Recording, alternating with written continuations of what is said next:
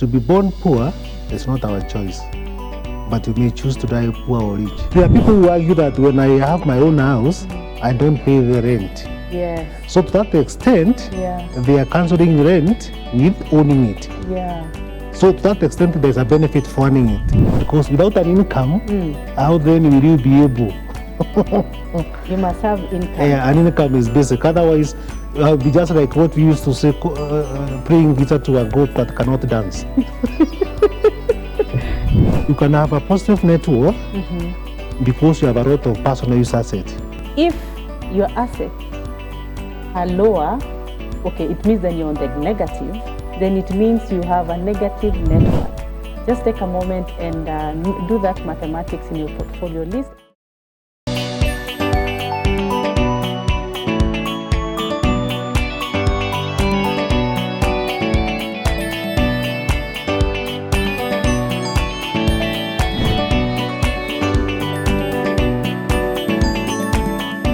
Hello and welcome to the Better You Show.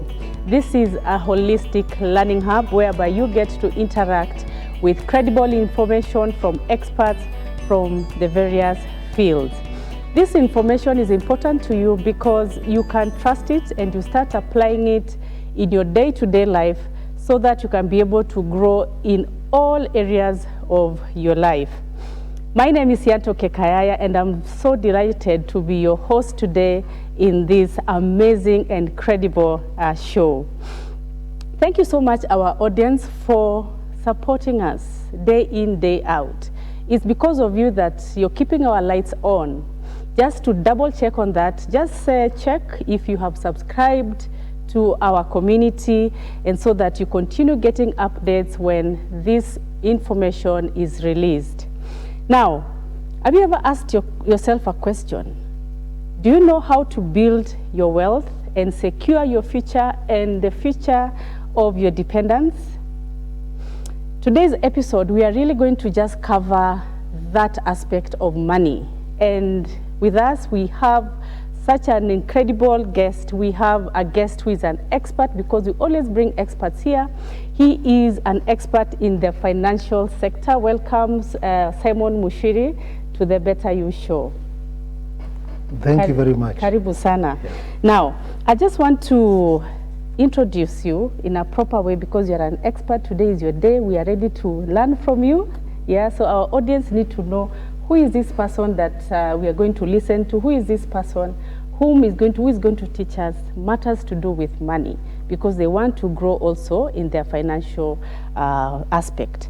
Now, Simon MUCHIRI is a respected financial educator. He's a wealth coach and author of the transformative book called How to Build Wealth and Secure Your Future.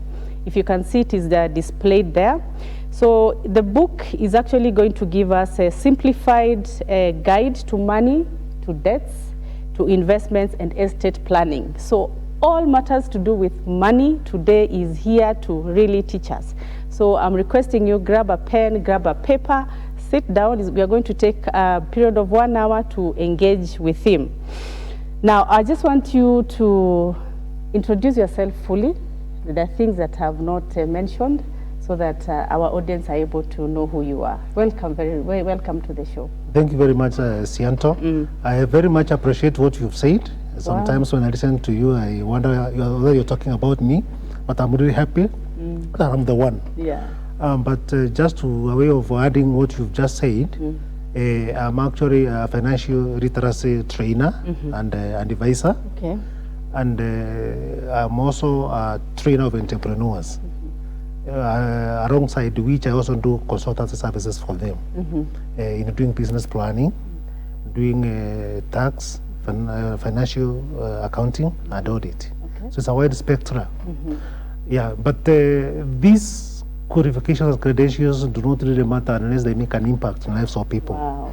That's why I went ahead and created Commonwealth Global Consulting Limited and Commonwealth Global Insurance Agency Limited as the vehicle that I use to deliver to the people. Wow. Wow, thank you so much. So before we get into that heavy conversation about money, I just want us to interact with the word of the day, which comes from the book of Proverbs, chapter 21, verse 5, which says, "The plans of the diligent lead to profit, as surely as haste leads to poverty." This verse really captures everything that we are going to cover today about money. That, of course, if we fold our hands, we are not working, then poverty is waiting. But if we have someone like Simon on the show today, then we are securing our financial freedom, right? Thank you so much. Now, this is what we do in this show. We are going to play a little bit, because we want to free our mind so that we can capture each and every word that you're going to educate us on today. And the challenge is called a tongue twister challenge. Yeah, we just wanted to lighten the session a little bit. Now, in front of you, you have a paper. So these are the instructions. You have a paper there. I'm going to give you like 30 seconds to just interact with what I've put there as a tongue twister.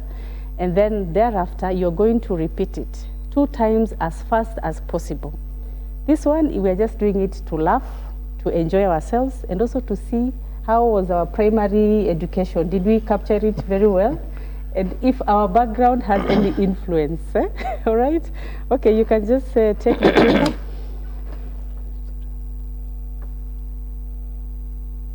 Yeah. So nothing serious, we are just having fun. The director is going to tell us how you performed by the end of the show. Sure. If you're ready, you can just read it out as fast as possible. You can just read it out. You don't need to. Okay, Okay. So I start when? Right now. Rich rhythms roll rapidly around real ones. Rich rhythms roll rapidly around real ones. Rich rhythms roll rapidly real ones. Rich rhythms roll rapidly around real ones. Okay. Yeah, he did well. He did well. Thank you very much. How was it? I should be doing this a lot because I think it will help you to be able to move and connect quickly with what you are saying. Yeah. I think I'm exempted from doing it now that I'm the host. Sawa sawa. Now, we have this book in front of us, The Roadmap to Build Wealth and Secure Your Future. What inspired you to write this book? Where did that inspiration come from? Okay. When I was introducing myself, I didn't mention my experience. Okay. Previously, I've worked as a financial controller in a multinational company, covering a wide area in Africa, 19 countries. I've also worked as a chief finance officer, CFO.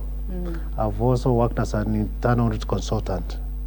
And I've also undertaken some short-term assignment. And the major one that I really like is when I went to work with the World Bank and in a talent management program where I was able to help the country to recruit senior government officials to the level of directors and their deputies, including central bank and other ministries. So why have I said this? Is because I was doing well in terms of income. Yeah. But as a CPA, who is also an MBA finance, I didn't think that, I thought now since I'm already qualified in that space, everything with the money is okay. But you'll be surprised that I also made the mistakes with the money. Wow. Just like many people do. And I don't say this to justify. And that's why we are here. So that many people, if you remember the law of Newton, the law of motion, a body in motion goes in the same direction until an external force, and then it's able to change the direction. What we call the conscious interrupt. That's why we are here. Yes. So that what we don't know, we are able now to know. Therefore, I made those mistakes myself. But I've also watched people, many people, brilliant people, lose money in investment and get into debts, and it also affects their marriages. And therefore, that's why I said earlier, without these qualifications, it really doesn't matter if you don't make an impact. And therefore, I decided, if personally I can have this challenge, and many people are suffering. Why don't I come out and add my voice in this space? And therefore, I thought the best way was to start by educating people, because people do well what they know.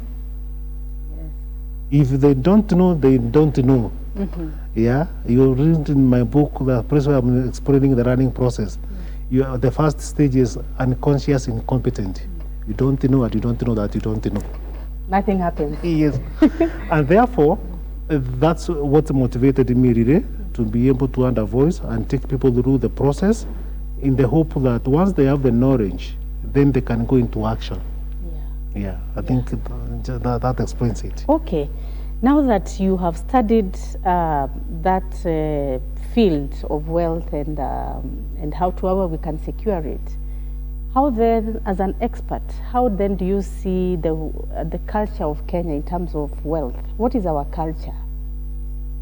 In terms of culture, I would relate that question to the way people have looked at wealth in the past. You know, since for a long time, people look at different ways to be able to say this is wealthy or not. Like, for example, some communities in Africa, people would look at the size of land that one acquired. So if you have a very big portion of land, then you are very rich, no matter what you are doing with it. Then others look at things like the head of cattle, you know, goats, camels that you have. So the more they are, the richer you are. And then there are those that, in actually some community, look at the number of wives a man had. You know, I know today these people will be talking about how many husbands you have, but how many wives a man. So the more you have, like Solomon, you know, in the Bible, the richer you are. You're a rich man. Yeah. So I think that culturally, there was different interpretation about the riches. And like now, the modern situation where now, again, there is that misconception about the wealth. People have money, especially the middle class people, and then just flash it out with the flashy things. You know, maybe a flashy car that you don't need, maybe a certain thing, clothing, all this to flash out. But also now there is now what is really the real thing. And that's what we are trying to teach people. So that, you know, you read Proverbs 21. Proverbs 27 also talks about now being able to know our flocks, which is really our wealth. Wow, yes. Yeah, and I will be able, maybe during this discussion, to go through that process. Okay. Yeah. All right. Now that you mentioned something about middle class, so in the wealth space, do we have categorization, like this person is at maybe level 1, level 2, level 3? It's important so that for me as well, I know where do I fall in, and even for our audience to know where are you? Are you middle class, lower class, or upper class, and what does that mean in the Kenyan context? Yeah, I think maybe the first thing I would say at the onset, it's true some people are poor, some people are rich, others are in between. But remember, to be rich, wealthy in terms of being rich, it is your effort. Someone said to be born poor is not your choice, but you can choose to die poor or rich. So it means there's an activity to do in between. So you want to tell me, no, just there, with that narrative that you've said there, so you want to say that for the ones who are maybe in the middle class, it is a choice. The ones who are in the upper class, it is a choice to put in the efforts so that they can accumulate wealth over time. Absolutely. Because wherever you are, you need to know what are you doing, and then be able to move from that stage and what do you call wealth. Because again, if you don't understand these things, they can be very confusing. Now, when you come to wealth, many people will say it differently. I remember one of the books that I like most, it's called Think and Grow Rich by Napoleon Hill. It talks about 12 items that constitute wealth. And you'll be surprised, the first one it talks about is about positive mental attitude. Then it goes on to talk about relationships, talk about health, talks about a number of, the last one it talks about is about money. Oh. Yeah. Wow. So, well, there's not really about money. that constant. Wow. Napoleon has given 12 items that constitute what? Wealth. Yes. But now in my book, when you read it, you find that the way I explain the wealth, I look at wealth as a part of the scene in life. You know, life has got many scenes. Okay. Take us straight. Unpack it for us so that we understand it from a layman's perspective. Yeah, so when we talk about the scenes, there is the scene of maybe money, health, there is relationship, there is, you can give me a number of them, you know them.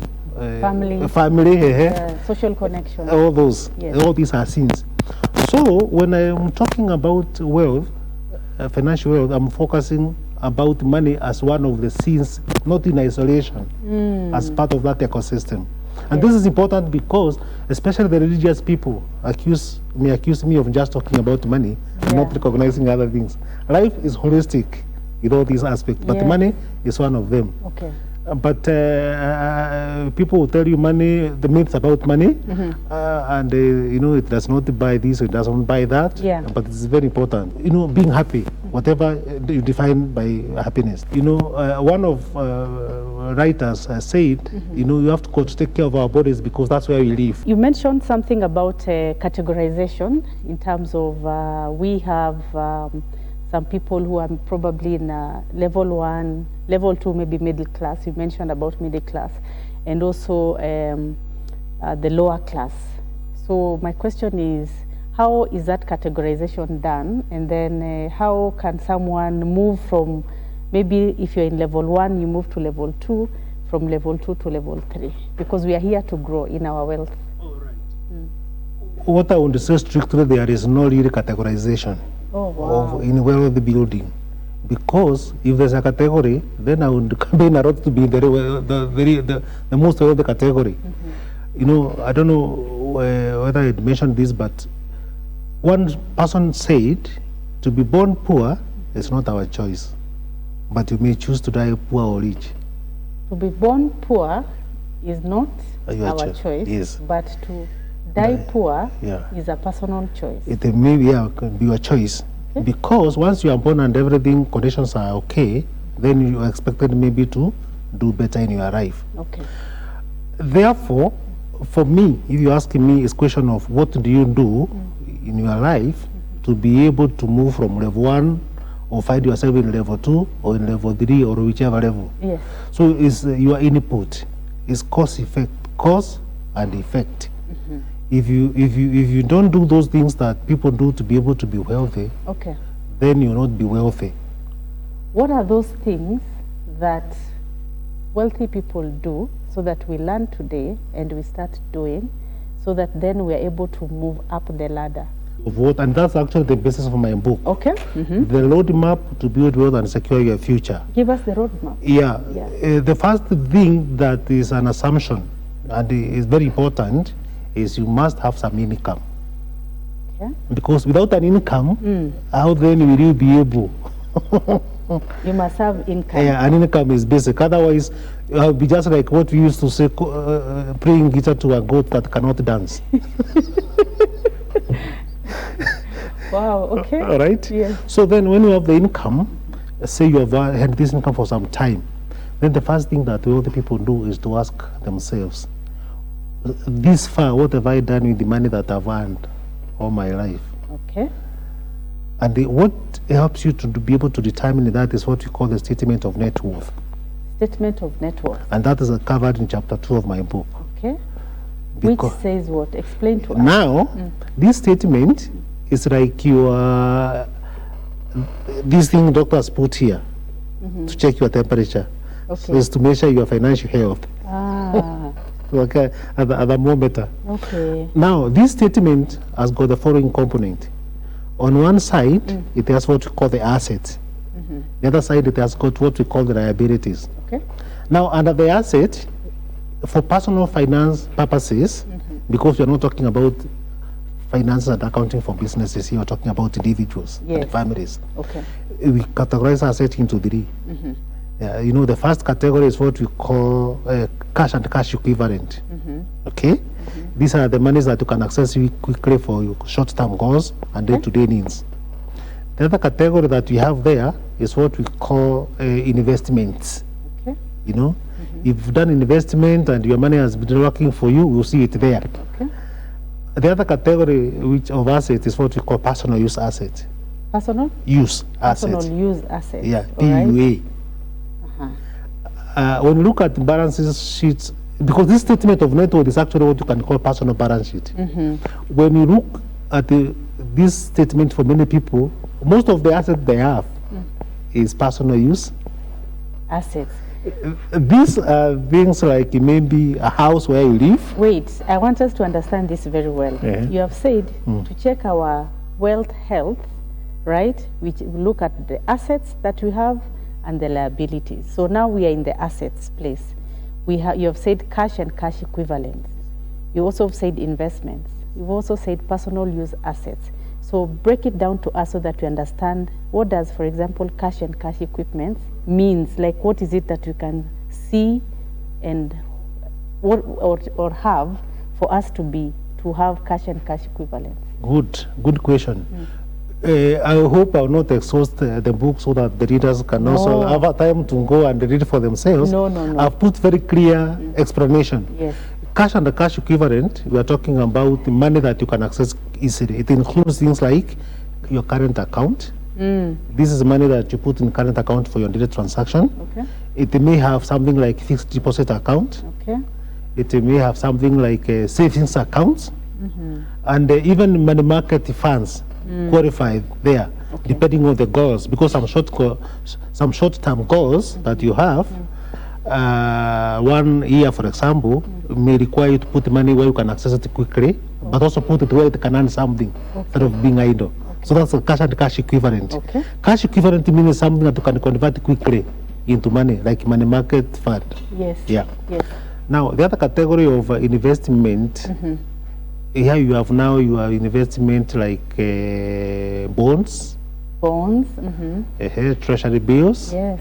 You have got unit trust funds. Yes. You know that are now balanced. Yes. You have equity funds and others. Okay. You also have like life insurance policies that are linked to investment. They fall there. Yes. If you have a business, Yes. it falls under investment. Okay. If you have If anything you're that, running a business. yeah, if anything that is generating money income for you, they go there. So investment is anything that brings income to me. Yes. Is investment. It's investment. All right. Yeah. So personal use assets. Now, personal use asset, these are items that people usually have them, not because they are the basic. Of course, it's because of to glorify the ego and the like. But the basic ones really are important is a house, the clothing, and of course our other basic needs. But you find that here many people spend money on things that they may want but not need. You spend on what on wants and you actually don't need. You might not need. For example, and I want to read this with the other side of liabilities. Okay. Many people take loans, for example, or a mortgage to buy a house that goes with the status, Okay. but not what they need. Okay. That does not mean that you don't buy what if you can. The question is affordability and ability to pay. Okay. Then, with this understanding, earlier you asked the question about culture. Our culture requires that you must have a house. Yes. You know, what you need is a place to live in. Yeah. It may not be a structure that you own. Yeah. You can live somewhere and still live a good life. Yeah. That does not mean that people should not put up a house. No. What I'm trying to say, unknowingly people put a lot of effort and strain throughout their lives to do things, buy bigger, build a big house just to be seen. Okay. But they need this. The problem with that is they borrow money to buy this. Yes. And this is not earning them any money. So they end up sinking their money. Wow.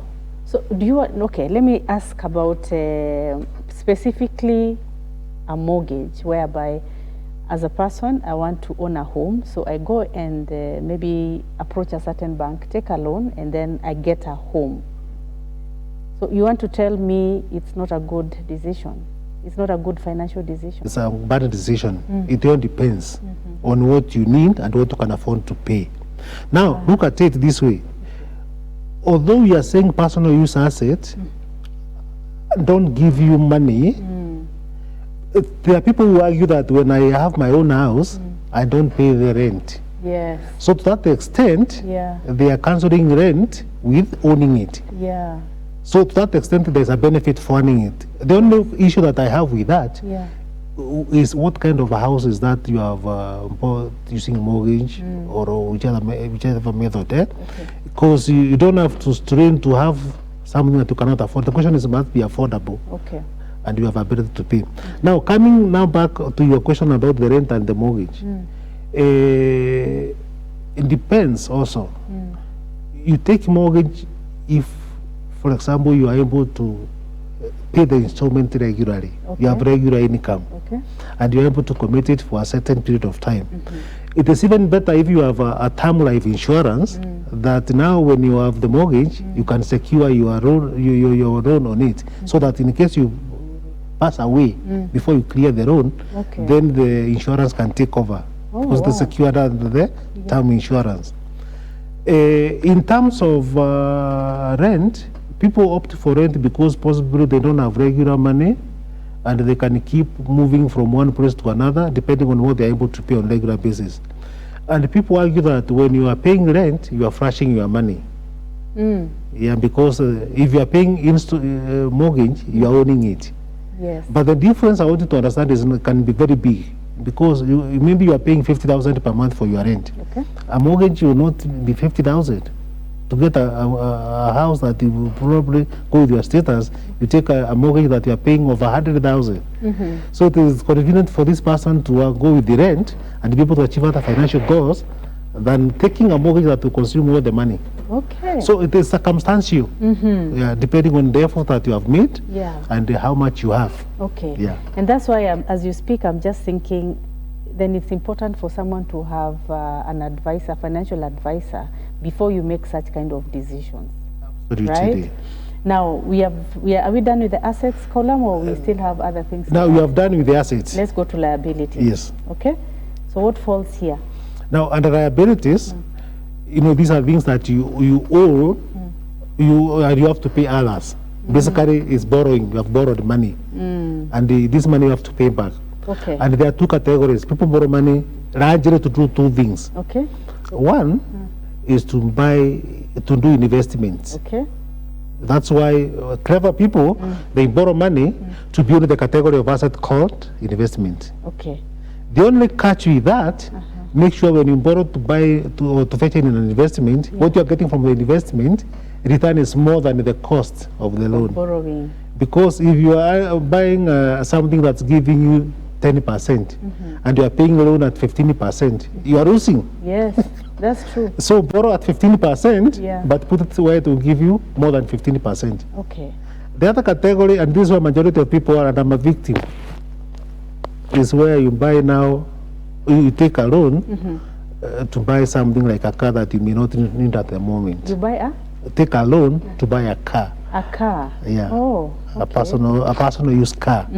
This car is not going to earn you an income. You're not putting it on the road like a Uber, you know, a taxi. Okay. So this is a car that you just have for your own use. And sometimes we strain ourselves to buy the one that goes with the status and what you need. Because the point of a car is to move from A and B to B. Yeah. But people will go for a big car so that when they go to the village, everybody is... You're celebrated. Yeah. Wow. It's what you need. Okay. But that does not mean that you shouldn't get vehicles, because again, people will argue when I have a car, like me, I have a car which is convenient because I'm able to take children to school and bring them back home. And I'm able to run my errands with convenience.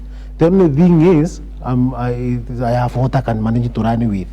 Maintenance is not too high, and it's up to my ability. Yeah. So you can have a big one and many, whatever, as long as you're able to run it. Yeah. Wow. So if you find someone, as we close this first part, if you have someone whose their portfolio looks like there is no money coming in, It's a lot of, we are just borrowing, and have a lot of personal use. So we are borrowing and it's living. What do you call such kind of a Kenyan? Let me just say a Kenyan. Where you are just borrowing and it's a spendthrift. Oh, spendthrifts. The spendthrift.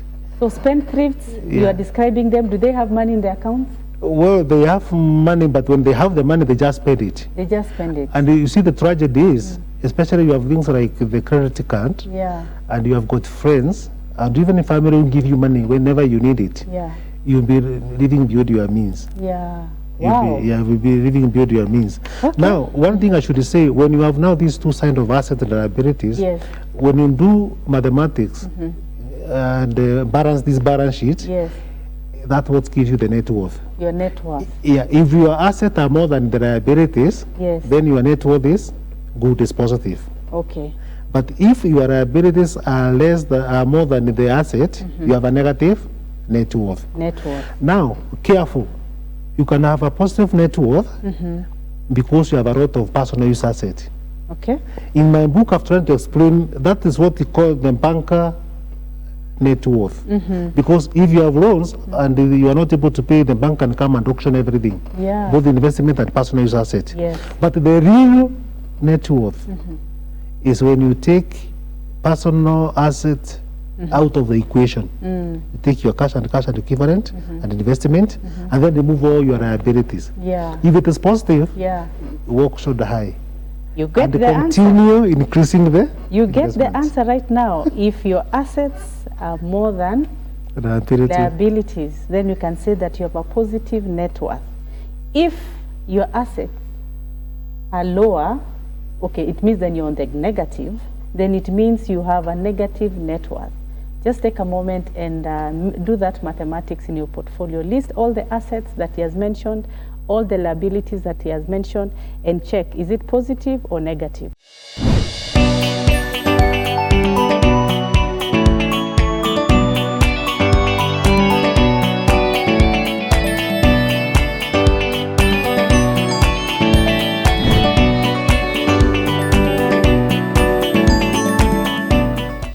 All right, we have this lovely book that we are discussing today, The Roadmap to Build Wealth and Secure Your Future.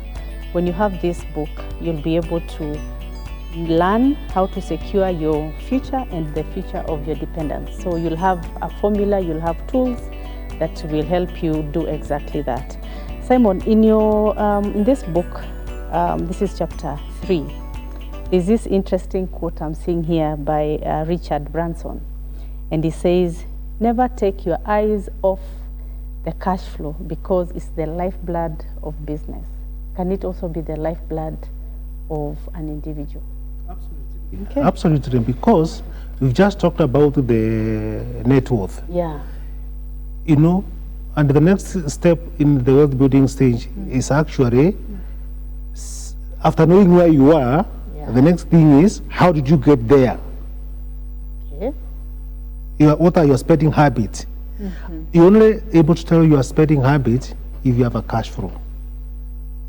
So what you do now after you have done your net worth, the next thing you should do is, without trying to change anything, start now documenting in your cash flow what is your income and every month how much you are spending without changing.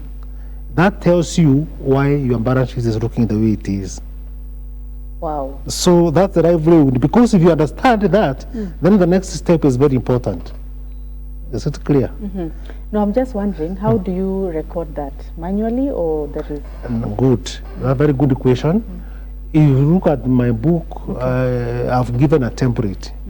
So people who are good in Excel can go to Excel and be able to tabulate their income and monthly expenditure by each category. Wow. But now I also realized that many people, the time has changed, technology is there. So I went ahead and created an app called the CG Cent app. Oh, you have an app? Yeah. If you go to Google Play Store and Google CG Cent app, this one, you'll be able to use it to start recording your expenses. Wow. So at the end of the month, you can tell how much money, your money, and where it goes, and you'll be surprised. Because people don't think, like, for example, that cup of coffee you take every day, Yes. your wealth could be hidden in it. Wow. So once you do that, you've documented all your money in and money out every month, then you know how you spend. The hardest thing that you do, using the same cash flow now, is to start now the thinking and the planning. And this is very important, because if you don't change, like this Newton law of motion, Yeah. you will remain in the same direction and you never change your balance sheet. Yes. Now you have a conscious interrupt. Okay. You start now interrogating. The first thing that you do when you are doing the financial planning is start by listing all your expenses. Okay. I've listed all my expenses. That's a first step. And how you spend them, how much under each category. Now, the next thing that you must do is to focus on what you value. Okay, the needs. Yeah, what you value as an individual. Okay. Your needs, okay, we know from economics, basic needs are the same: food, shelter, and clothing. Okay. This one you cannot avoid, because they are good for life. Okay. But what else do you value in life? What I value, you may not value. But what is important when you're thinking about value is it affordable? Okay. And is it free from waste? What do you mean? Is it free from waste? Yeah, you know, like today is when? Thursday. Thursday, yeah. Yeah, I can guarantee you from tomorrow Friday up to Sunday, there are people who spend the whole weekend spending money out. Okay. All right. Is that something that they should do? I mean, if they know better, if they have done their balance sheet, first of all, they saw they have no investment, and they only have got loans to finance personal car, and then they spend money to dine out throughout the weekend, spend a lot of money, then they would know that they need to think twice and look at what they value. So for me, I would think things like accommodation is very important. Okay. So you value it. And what you do, basically, when you list all of them, you categorize them into 3 categories. Okay. The first category is what is essential. Essential. Yes. Okay. For example, food that you cook in the house, maybe the clothing and accommodation. Yes. Rent, whether you pay rent or it's a mortgage, whatever it is, that space where you live. Okay. This is essential. Okay. And then list all other essential. Anything that is essential on your list, put it in number 1. Okay. Number one. Now, the other category is what is important but not essential. Important but not essential, all Yes. right? And which ones are these? Anything that is important but not essential, put in number 2. What do they look like? For example, the telephone that you have, every time we are making phone calls, is that important or is it essential? Making calls? Yeah. It's important. But it's not essential. You can do it without calls, isn't it? Even before the phone came, people are still. Wow. But it's a form of, okay, it depends. No, I'll show you, don't worry. Okay. Yeah. So there's a reason why you are calling it number 2. Yeah. Okay? Yeah. All things that are not essential, so they are not a matter of life or death. Yeah. Number 2. Okay. Then you also realize that there are those items of expenditure that are not important, are not essential. Not important, not essential. Absolutely. Not important, not essential. Yeah, for example, dining out or going for lunch in the office every time. I mean, when you go out for lunch every day, it may be not important, maybe not, because you can carry food and eat it in the office. Absolutely. This idea of going out throughout the weekend, every weekend after the other. You're partying. Yeah, partying. You can do, I'm not saying you don't do entertainment occasionally within your means, but don't do it, because there is also why people do this, influence, etc. But is it important? Is it essential? Now, I'm just, as you speak, this is what I'm understanding. Why sometimes we find ourselves struggling is that you find that something is important and essential, but someone chooses to spend their money on what is not important and not essential. Absolutely. There is a book called The Psychology of Money. The author said that you never know the true colors of people until when they have the money. Yeah. You know, it reminds me like every year we set the end of the year or the New Year resolutions. And the first week you're on them, the second week you forget them. Okay. So when you have the money, you know, and that is actually the fourth step in financial wealth creation. Yes. When you have this plan I'm talking about, you stick with it. Yeah. Because if you don't, then it's useless. Wow. Yeah. So how do you get even the discipline? Okay, now we've reached to that point where we have done the balance sheet. I've known my financial health, if it's good or not. And then we are now determining the value. You are now planning, and because now you have known your habits. Now we are planning. Now you are planning to adjust. To adjust. To have better result in your next cash flow, because in your next balance sheet. Because after you do all these, you're going to do another one to check whether the changes. So now, if I've already done that, so I need, how do I make the changes in the balance sheet? That's what I'm taking you through now. Oh, okay. Yeah, we said the first step is statement of net worth, which is the balance sheet. Yes.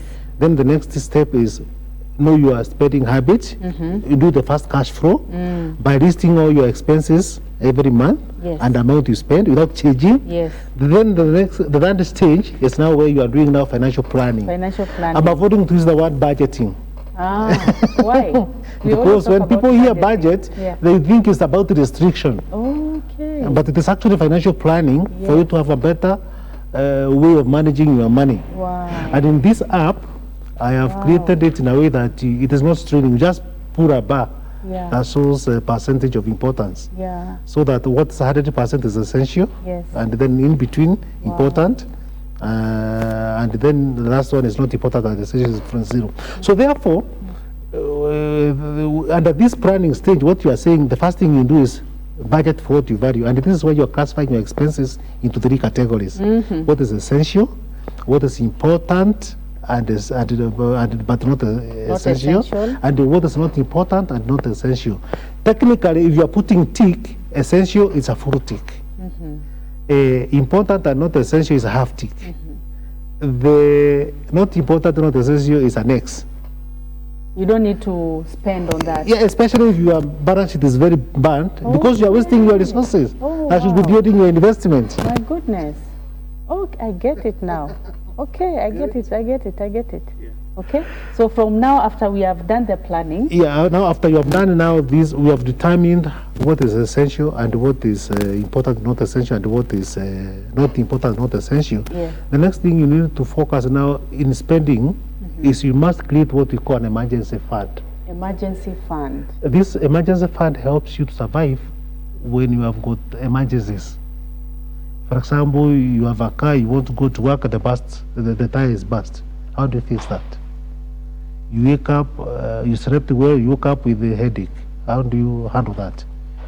You got a phone call, you know, your parent has this and that challenge. And in our society, you have to respond. How do you handle that? It's true. You have to have an emergency fund. Yes. Once you have the emergency fund, the next thing that you must do, now you're talking, we are the planning. Now you are thinking, you know, you're interrogating your expenses. Yes. What you have been spending on and what you have not been spending on. The first, if you do not have an emergency fund, this must be a new thing in your cash flow. And how much should we allocate in the emergency fund? It all depends again, because my emergency may not be yours, but normally people are advised to ensure they put around 3 to 6 months of their expenses. Oh, wow. For example, if you lose your employment, you have an emergency fund that can last you for 6 months as you look for new employment. Wow. Even the strikes, like now, I think some people are on strike. When they're on strike, then how do you survive if the employer is not paying? You should have an emergency fund to take care of the striking period. So 3 to 6 months, you still have your livelihood as money, you await your money. Okay. We're together. Yes. The next step under planning, after you have now done your emergency funding, is to look at the debt. Now we look at the debt. Yes. In your balance sheet, remember you have seen you have debt or not. Yes. Now, if you have debt, yes, before you think of anything to do with investment, clear your debt first. You know why it's important? You cannot again purpose to be investing where you're earning a lower return say 12%, and you are paying a loan which is 20% or 20%. Oh, for me, I was thinking as debt in two ways. One, the one that you have borrowed from people.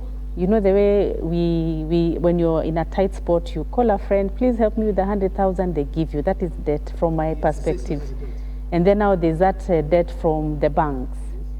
So which one is important? How do we then decide this amount goes to the other debt maybe I borrowed from friends because it's important to pay back, and this is the other debt now that is earning interest from the bank? Okay. Debts are debt, first of all, because you have to pay. But now when you are thinking of paying them faster, then the question is, which is my priority? The first thing, and you're right, is to be able to list down all your debts. These are the debts that I have. In the book, I've talked about two approaches that people use to settle the debts. Okay, which are? If you go to chapter 8, chapter 8 is all actually about the debts. Okay. Yeah, there is what we call snowballing method. Yeah, snowballing. Snowballing. That's snowballing. Okay, what is that? This is where you start by paying the smallest debt. Okay. Once you clear it, you go to the next small until you clear the biggest one last. Snowballing. Okay. The other one is called the debt average method. This one, you are supposed to start by paying the one which is most risky. Most risky. That means there's a highest interest. For me, interest also goes with who rented to you, because if you have borrowed from a family who is returning you, it's also a very risky debt. If you're getting calls at night. Yes. Yeah, there are threats. So you should focus on settling that first. Okay. But there is what really works for Kenyan is hybrid of these two methods. What you need to do is look at the one that you can pay quickly fast. If you can get one that has got the highest interest like a MUCHIRI, the better. Because the good thing with that is that when you pay that, you get the motivation to continue. Wow. And once you clear that, then you free money that you can put in the next debt. Okay. And when you do this repeatedly, that's what I'm saying, when you are now planning, if you've been spending money, dining and whining, stop it, because you have been using your credit card. And now start clearing that debt so that you can free money to put in investment. Wow. Now, once you're done with investment, the other thing we say is this: if you are earning an income and you have dependents, make sure you take a life insurance cover for the dependent. You know why? If anything happens during your working life, let's say you die, you become permanently disabled, then you are able to earn an income from insurance that takes care of the dependents, say education for the children, or even the living expenses. So again, in the book I've written so much, chapter 11 is about the insurance. About insurance? Yes. Okay. Now on that, maybe, because you've spoken about life insurance, that is important if you have an dependents to take. And what about education policies? Now education policies are part of the life policies. They are now comprehensive. It's a part of life policies, specifically education policy, which is good, because when you take it, then you are saying for this period, it will mature and it will pay school fees for my children. Then you also have what you call term life insurance, and say, this I'm taking because should I die maybe in the next 10 years or 30 years, then insurance can be able to pay the dependents. Not only the education, if you're in the education policy, that's okay, because you can have more than one policy. But then the living expenses, like you need money for rent, for food, etc. And here one make, even when they're taking the insurance, they are not able to calculate what are they insuring for. Because when you are insuring, you are estimating in the future, if I'm not there, this is what my family will need. One of the things I do is to help people be able to determine what they need and help them get these insurance policies using this company I mentioned here. Okay. Yeah. All right. Maybe on the, I want us to focus on the insurance part of it, because I feel like that's where we are securing the future. We will. But if you allow me to finish this step, then I can come back. So we are still under financial planning. Financial planning. We said now that after you list how you are spending. The next thing is now how do I and what must I take into account? We have talked about the emergency fund. We've talked about the debts. Now we've talked about life insurance. Yes. The next thing is retirement. Retirement, all right. Contribution. Take us You through must that. build your well before you are thirst. Or his is best done when sunshine is still there. You know, a time will come when you need money but you don't have a saving. Okay. So here we encourage people, look out whether your employer is paying for you a pension scheme, or you are able to take one if you are doing business or you're an entrepreneur, and then be consistent in applying it. And here one challenge that we have, especially young people, they say, I'm not ready to save for retirement because I am young. I'm still young. You know, when you are single, I've actually written that in the book. I don't remember the page. Yeah. You should save at least 60% of your income. When you're single, Yes. you should save 60% of your income. Yeah. Why is that important? Because if you can't, it's an indicator that you may not be able to sustain a marriage. Oh. Okay. And if you are a couple that have no children, try and do 40%. And if you are a couple with the children and the many responsibilities, the minimum is 20%. So the minimum that people who have dependents should be 20% of their income. Yes. Make sure at least that is going to your retirement, so that when you leave employment, then it will be comfortable. You'll be comfortable. Look at what the employer is giving. Look at the NSSF and what you can do. But the most importantly, also make sure you get some financial literacy, so that you can understand what are the investments. Yes. And what are the returns, what are the risks, etc. Okay. And here, that's why we do these trainings. Yes. You know, with the people, to be able to take them through to understand things. Yes. Now, I don't know whether I should touch investment now or later, because it's a bit wide. Okay. No, we understand that we need to make investments. That's okay. Yeah. So let's just go to the next. Like the way we do the New Year resolution, then you forget. Okay. If you don't implement, then there will be no result for you. Okay. From the one Komule, GS Global, and send this about money. You send the money. Yeah, CG sent. Okay. Yeah, app. I support you, not only give you the knowledge, but I also give you the tool that you can use to be able to implement this. 2 last stages. After now you have done your planning and now you are sticking to your plan, you must secure what you have. Secure. Securely. Yes. And the 2 things that you must do, the first one is insurance. Insurance. You know, insurance is very big. Earlier I talked about life insurance. Yes. Now here you talk about other insurances, what we call general insurance. Yes. And the last one is estate planning. Estate planning. Yes. Mention a little bit about that before we close. Yeah. Now, estate planning is very interesting, because imagine all the years that somebody has worked, and when they are not there, then they have not put a plan how that will happen when they are gone. So estate planning talks to us to be able to plan ahead while you are still living, so that whatever you have accumulated in terms of wealth, we are able to preserve it and distribute it wisely. Okay. So there are different tools that people use. Of course, there are reasons why people don't do estate planning. Yes. But one of it, I attribute right to the lack of knowledge. Lack of knowledge. And that's why I'm training and Yes. listen about it, so that you can grab it and do it for yourself. Yes. But once you learn and you see in the book, there are tools of estate planning. Okay. Quite a number. Yes. I will not go through all of them, but I'll mention it very quickly. Okay. The first thing that happens when people have an estate, an estate actually means all your assets and all your liabilities subtracted, Yes. including your last respect. Yes. That is what we call estate worth. Your estate worth. Yes. Okay. What is left? Who get it? Yes. So you can decide that. But many people have nothing to show. So therefore, what we recommend, minimum have a will. Have a will. At least have a will. Yeah, because a will, you describe how your assets will be distributed when you are gone, not when you are alive. Yes. And one thing that you do during the will, you appoint an executor. An executor of the will. The person will implement your decisions. But the one challenge with the wills, one of the duty of the executor is to prosecute the will in the court, to undergo the process called probate process. Yes. This is where now it is made a public document. Anybody with a claim, maybe one is inherited, come and claim. And that's why we know even big families, we hear their names in public. All right.